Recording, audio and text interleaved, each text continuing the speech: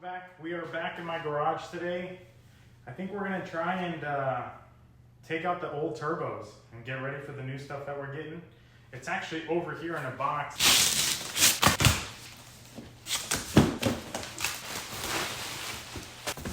You guys know what it is yet? Yes, it is stock twins, except these have had a rebuild kit done on them. Here, let me pull you guys back. So these have had a full rebuild kit. There's, I think, a few companies that do them. So basically what they do is they grab the turbos, they basically port all the wastegates, make sure that there's no boost creep issues. They rehone the inside of these on both of them and make them bigger. So these are actually substantially bigger. I can't remember exactly what figures they were, but the cartridges are brand new as well. New impellers, steel impellers on both ends. And the biggest problem with the JDM turbos is the hot side is ceramic bladed. So those turbines, after about 15 PSI, they blow up, they disintegrate, which in turn causes these to start grinding. And what this company does is it takes the JDM turbos, basically puts a new cartridge, the inside of it, the turbines and the inducer and exducer, rehones all this, resurfaces both ends of it, and makes them handle some real power. So this bolts right up to the stock stuff, uses the same manifold. The thing that's different as well is the collector. So it's an Artec collector. It's from Australia, I believe the company is. So this replaces the stock one, and it flows, I believe, it's either 30% better or 70% better. I know that's a big discrepancy. I can't remember which one it is, but it just flows so much nicer. So, you know, longevity of the turbos is much better. I did also buy all the gaskets. So we should have everything ready to install when we're ready. But yeah, once I pull out the old turbos, I'll put them side by side so you can see how much bigger this side actually is on the inducer side compared to the stock ones. I was surprised because he had a JDM set next to him, and this is substantially bigger and can handle, these are built to handle up to 36 pounds of boost. Whereas if you know Supras, the stock USDM can handle, I think, about 20 pounds of boost stock, and the JDM can only handle about 15, and that's questionable.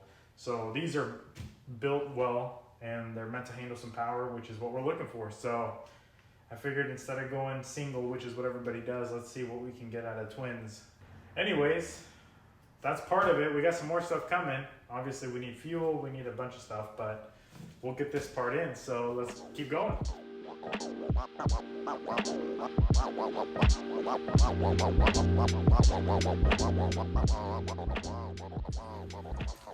Let me show you real quick what I'm doing. So I'm taking all the charge pipe stuff.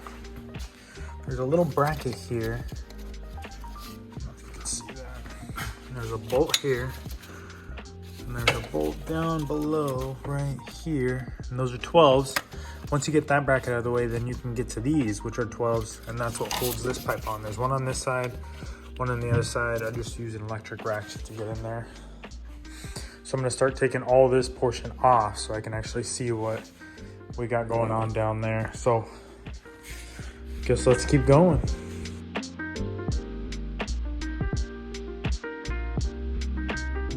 All right, quick update on where we're at here.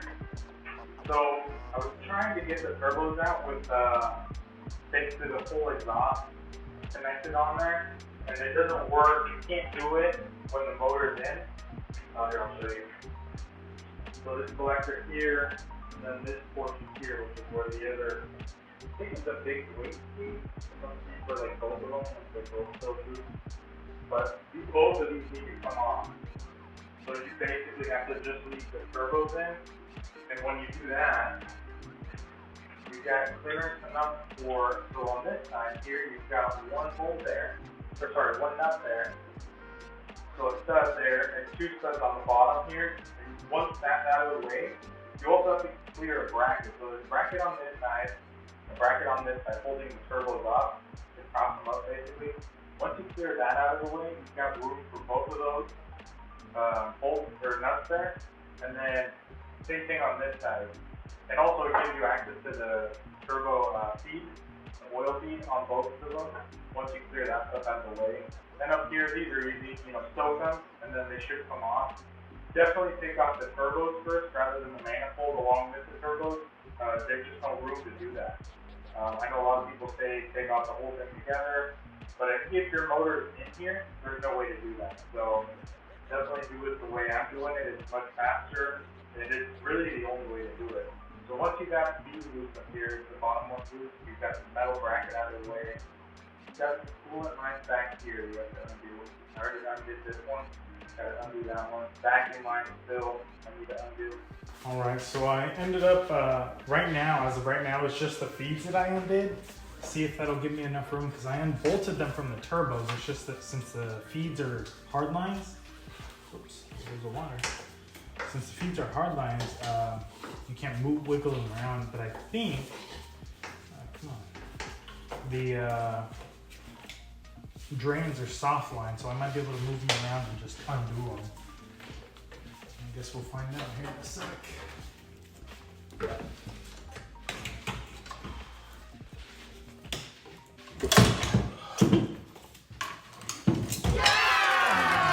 Gosh, we got him.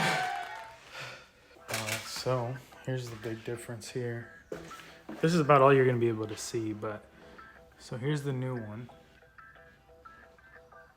Here's the old one.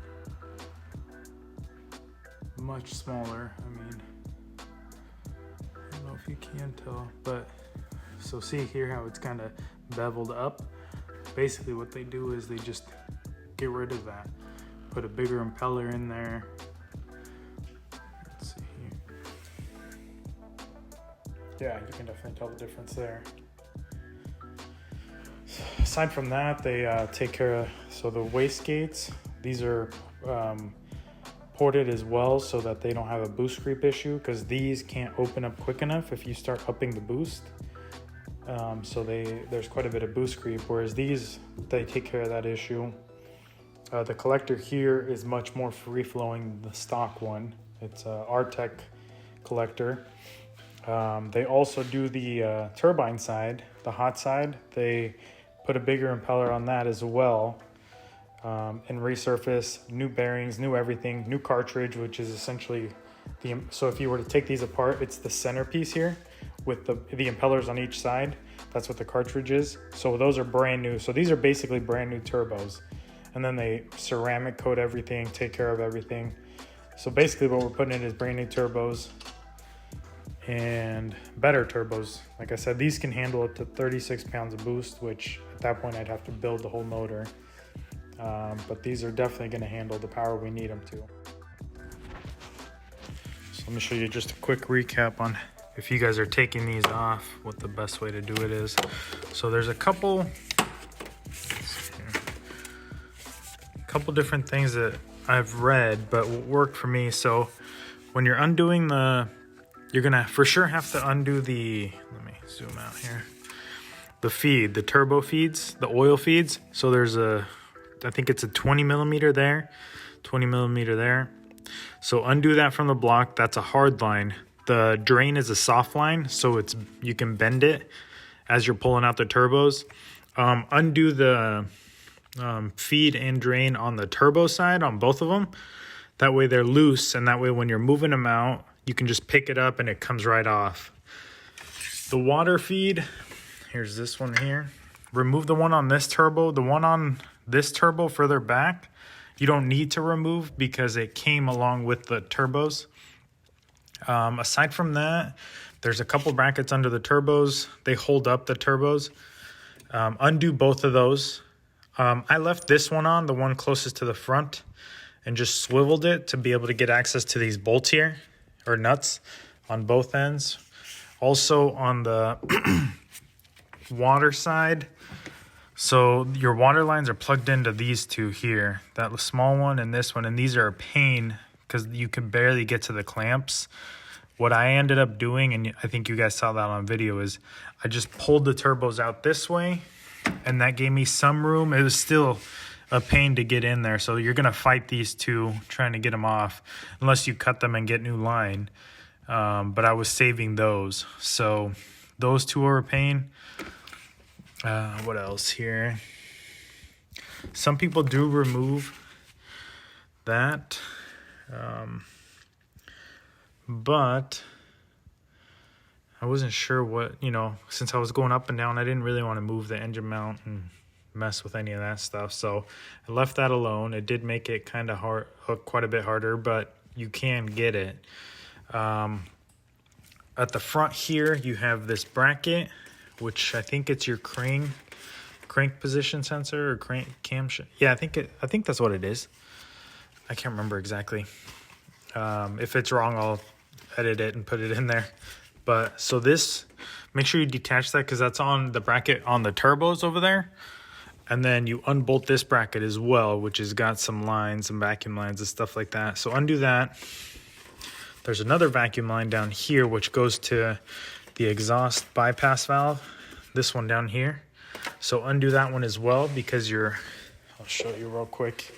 You're gonna have to remove the collector and the bypass valve. So it's these two, which is this is I think it's called an exhaust gas bypass valve. It's got a little butterfly in here that it actuates. So you're gonna have to remove these and that'll give you the clearance to access these. Aside from that, you're gonna need a lot of patience if you're doing this in your garage. I would not recommend doing it if you don't have some type of small lift like I do, like the quick jacks. Just because you're gonna be up and down, up and down, up and down, non-stop. Let's see here. Yeah, aside from that, once you take the turbos off, you've got access to the manifold, and that's easy now. Once you, I would recommend putting PP Blaster on everything, and let it soak, or else you're not going to get them off. Or if you do, you're going to start stripping them. I had a couple studs come out with the nuts. Oh, one other thing. Make sure, I just bolted them back on, the oil feeds. Make sure you undo them before you put this in there. Because if not, you're going to bend some lines. That's the last thing you want. So, now with those loose, you can wiggle these around. You're not going to break anything. Same thing here. You just have to loosen that bracket down there for the oil drain. But the drain side it goes from hard line to soft. So right there, that's the hard line. You loosen that bolt right there. And it's basically just a bracket to hold it up against the block. Loosen that, and then the rest of it will pivot because it's soft line all through here. And on the other feed right here, feed and drain, there is no bracket other than the bolt holding it up. So all you have to do is loosen that bolt like I did, just take it out. And that'll give you enough room to move these around while you're getting the turbos in. So these are the lines that are gonna be the big pain. Those water lines right there. And then I guess while we're here, we might as well put or else it's gonna be a pain too. So here's the turbo gaskets that need to go in. I really hope they're gonna stay in there as I'm moving things around.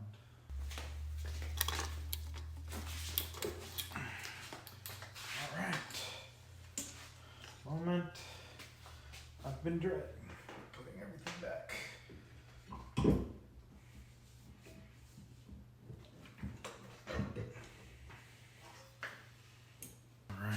So it does look like those two water lines that I pointed out in the back, that's what's getting in the way of us pushing everything in. So I guess basically what you're gonna have to do is, as you're setting these in here, make sure the oil, feed, and drain lines made up to the turbos on both of them. So basically, as you're putting them in, just like I did, kind of wiggle them around and try to make sure they made up. So definitely use that right stuff on the gaskets to, keep them in place, or else they're just gonna fall right out. So as you get those feed lines in, what you're gonna have to do is do what I did. Just put one bolt on there, make sure the turbos aren't going anywhere. Get underneath, and then the two water lines, the thicker one and the smaller one that were a pain that I pointed out, those two aren't going in, so they're pushing everything out. So I'm gonna go underneath, get those pushed in, and then from there, I'll come back out and we'll keep working towards getting everything together. Let me show you the hoses I'm talking about down here.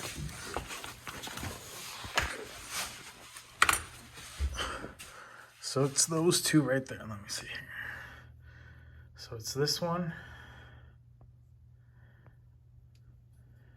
these two, that one, and that one. So this one was pushing up against this right here, this metal barb, and it just wouldn't let us push the turbos in. And then the other one, so this one I moved the clamp so where you can access it with pliers from down here. The other one was nearly impossible, so I had to ruin the clamp. That's why I put one of these on. But now with this facing this way, it'll make it much easier to take off. So I would do the same if I were you. Just replace it with one of these. Just make sure it's nice and tight, and you shouldn't have any problems.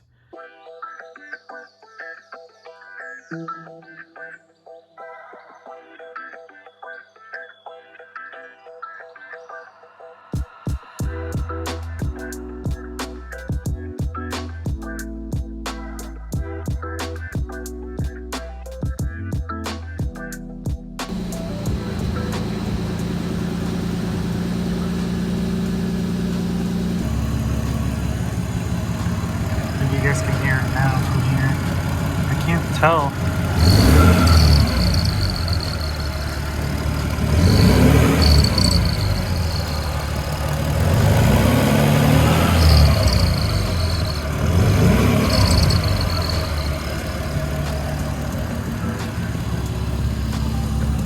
So I'm not really sure what that is. I really hope it's air bubbles or something in the system, but it sounds like a turbo to me, like some screeching.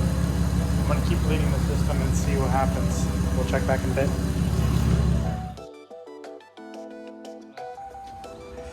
Here's a quick update on the whole car's ripped apart. We've taken everything apart here. Underneath, the exhaust is off.